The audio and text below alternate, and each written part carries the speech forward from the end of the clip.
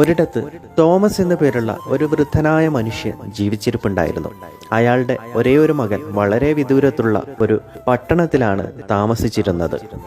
ഒരു ദിവസം തോമസ് തൻ്റെ മകനെ കാണുവാനായി പട്ടണത്തിലേക്ക് പോകാൻ തീരുമാനിച്ചു. അവസാനമായി തൻ്റെ മകൻ അയച്ച കത്തിലുണ്ടായിരുന്ന മേൽവിലാസത്തിലേക്ക് പോകാൻ അയാൾ ഒടുവിൽ തയ്യാറായി. വർഷങ്ങൾക്ക് ശേഷം തൻ്റെ മകനെ കാണാനുള്ള മോഹത്താലും ആകാംക്ഷയാലും തോമസ് ധൃതിയിൽ നടന്നു. ആ വീട്ടിൽ വന്ന് കതകിൽ തട്ടി. പക്ഷെ നിർഭാഗ്യവശാൽ വാതിൽ തുറന്നത് മറ്റൊരാളായിരുന്നു. എൻ്റെ മകൻ അലക്സ് ഇവിടെയല്ലേ താമസം? അയാൾ ചോദിച്ചു. അല്ല, അയാൾ കുറച്ച് നാളുകൾക്ക് മുമ്പ് ഇവിടെ നിന്നും താമസം മാറിപ്പോയി. വീട്ടുടമ അതിന് മറുപടി പറഞ്ഞു. വളരെ നിരാശയോടുകൂടി അവിടെ നിന്ന് മടങ്ങാനായി ഒരുങ്ങിയ തോമസിനെ കണ്ട് അടുത്തുള്ള അയൽക്കാരൻ ചോദിച്ചു, താങ്കൾ അലക്സിനെ കാണാൻ വേണ്ടി വന്നതാണോ? ഇതാണ് അയാളുടെ ഓഫീസിലെ അഡ്രസ്സ്. ഒരുപാട് സ്നേഹത്തോടെ അയാളോട് നന്ദി പറഞ്ഞ ശേഷം തോമസ് തൻ്റെ മകൻ്റെ ഓഫീസ് ലക്ഷ്യമാക്കി നടന്നു. റിസപ്ഷനിൽ പോയി ചോദിച്ചു, മിസ്റ്റർ അലക്സിൻ്റെ ഓഫീസ് റൂം ഒന്ന് പറഞ്ഞു തരുമോ? ഞാൻ അയാളുടെ അച്ഛനാണ്. അവിടെ ഉണ്ടായിരുന്ന സ്ത്രീ തോമസിനോട് കാത്തു നിൽക്കാൻ പറഞ്ഞതിന് ശേഷം ഫോണിൽ ആരെയോ വിളിക്കാൻ തുടങ്ങി. അച്ഛൻ്റെ വിവരമറിഞ്ഞ അലക്സ് ഒരു ഞെട്ടലോടെയും ആകാംക്ഷയോടെയും അച്ഛനെ പെട്ടെന്ന് മുറിയിലേക്ക് കൊണ്ടുവരാൻ അവിടുത്തെ ജോലിക്കാരനോട് പറയുകയുണ്ടായി. തോമസിന് തൻ്റെ മകനെ കണ്ടപ്പോൾ സന്തോഷം കൊണ്ട് കണ്ണുകൾ നിറഞ്ഞൊഴുകാൻ തുടങ്ങി. അലക്സ് തൻ്റെ അച്ഛനെ കാണാൻ കഴിഞ്ഞതിൽ വളരെയധികം സന്തോഷിച്ചു. അവൻ അച്ഛൻ്റെ വിശേഷങ്ങൾ ഓരോന്നായിട്ട് ചോദിച്ച് അറിയാൻ തുടങ്ങി. അങ്ങനെ കുറച്ചു നേരം അവർ സംസാരിച്ചതിന് ശേഷം തോമസ് മകനോട് ചോദിച്ചു, അലക്സ്, അച്ഛൻ്റെ കൂടെ മോന് ഒരു ദിവസം വന്ന് നിൽക്കാൻ പറ്റുമോ? നീ വീട്ടിൽ നിന്നും വന്നിട്ട് കുറേ നാളായില്ലേ? അമ്മക്ക് നിന്നെ കാണണമെന്ന്. നിന്നെ ഓർത്ത് ഒരുപാട് അവൾ വിഷമിക്കുന്നുണ്ട്. ഇല്ല അച്ഛാ, അതിന് കഴിയുമെന്ന് തോന്നുന്നില്ല. കാരണം ഒരുപാട് ജോലി തിരക്കുകളുണ്ട്.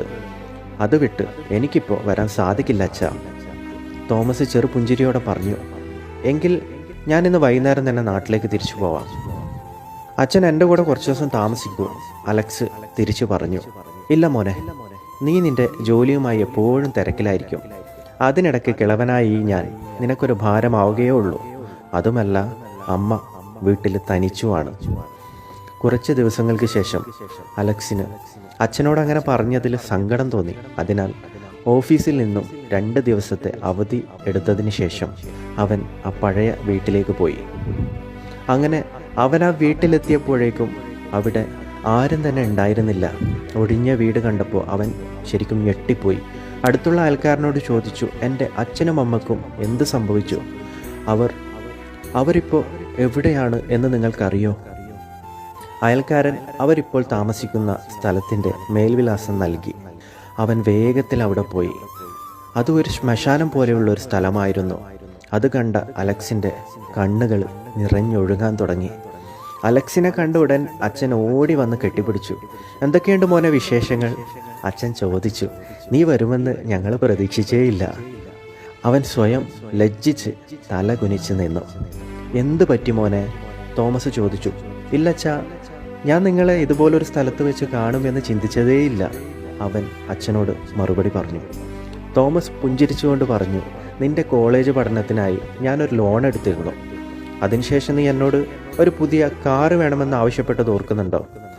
അങ്ങനെ അതിനും ലോൺ എടുത്ത് പതിയെ പലിശയുടെ അളവ് കൂടി വന്നു.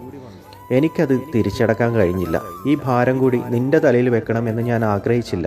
നമ്മുടെ ഫാം കൊണ്ട് ഒരു ലോൺ തിരിച്ചടക്കാനും കഴിഞ്ഞതുമില്ല. അലക്സ് അച്ഛനോട് പതിയെ പറഞ്ഞു. അച്ഛൻ എന്നോട് എന്തേ ഇതുവരെ ഇതൊന്നും പറഞ്ഞില്ല?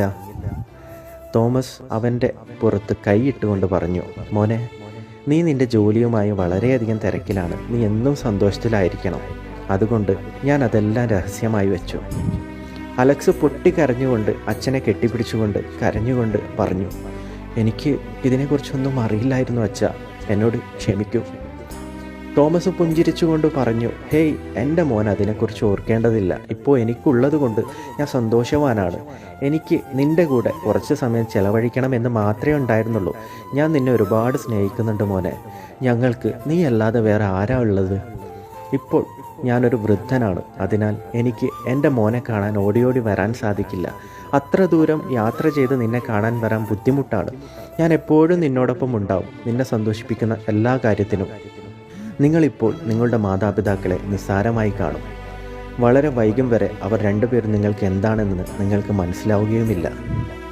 നിങ്ങളുടെ ജീവിതത്തിലെ വിജയം കൈവരിക്കുമ്പോൾ ഒരിക്കലും നിങ്ങൾ നിങ്ങളുടെ മാതാപിതാക്കളെ മറക്കരുത്. അവരാണ് നിങ്ങളുടെ വിജയത്തിന് പിന്നിലുള്ള ഒരേ ഒരു രഹസ്യം എന്ന കാര്യം.